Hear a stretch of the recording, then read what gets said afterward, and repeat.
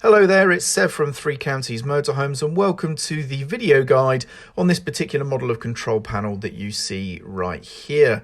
Very easy panel to use. Now I'm going to turn the camera light on briefly, although it does cause a bit of glare on the panel itself, so I'll try my best to sort of manage the glare so that you can still see quite clearly. Now this panel has a bit of an odd layout, but basically we have the battery select in the center. It's labeled charger because in some instances that can actually direct the charger output as well. Basically does the same thing. These two items here, this sprung loaded button and this LED segmented display here, are for the battery testing. And then over here we have water pump.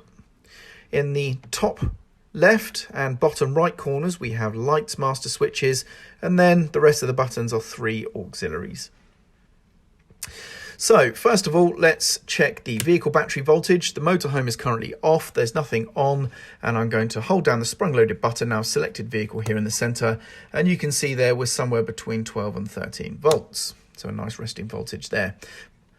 So I know the battery's good for the vehicle side of things. Move over to the habitation side and we've got more than 13 volts there. The mains electric in this van is actually turned off, so that's a good resting voltage. So we're good to go. So now I'm going to turn on the first of the lighting circuits. Now these switches actually work in the opposite way. As you can see, they're pressed in at the bottom here, when normally a switch pressed in like this would be on. It's the opposite way on these. So if I press that switch in, we expose red, that means the switch is on, and as you can see we've got light coming on in the motorhome itself. So I'm going to turn on the other lights master switch as well. That's just turned on a light next to us here, and that will give us a little bit more light, so I can probably dispense with the camera light now.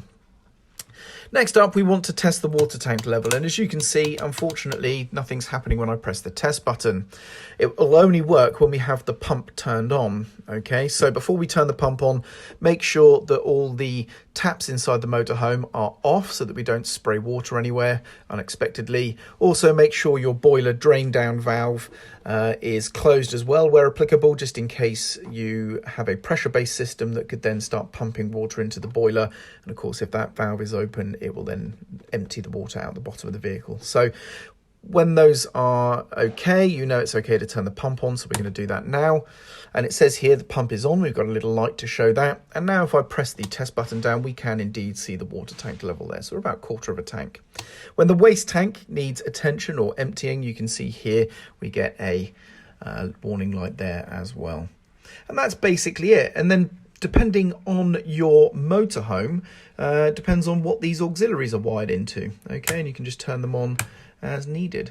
Okay, so that's basically it. That's how the control panel works.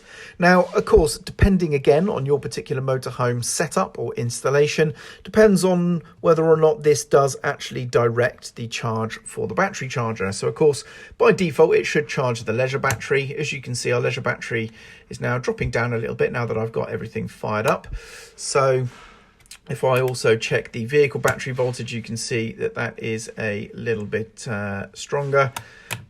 And if I turn on the mains electric supply on this vehicle back on, we should now find on the habitation battery side of things, which we are on at the moment, that voltage is now starting to climb back up. And on the vehicle battery side, it is climbing up as well. So both of these batteries can benefit from the mains powered charge. Now, something else that's quite interesting, if I deselect a battery here, so this switch is now in the off position, look at the voltage, it's right the way up.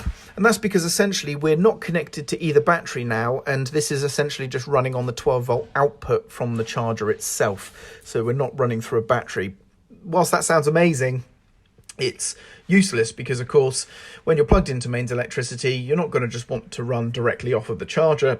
You're going to want to run off of a battery so that you can at least charge that battery at the same time.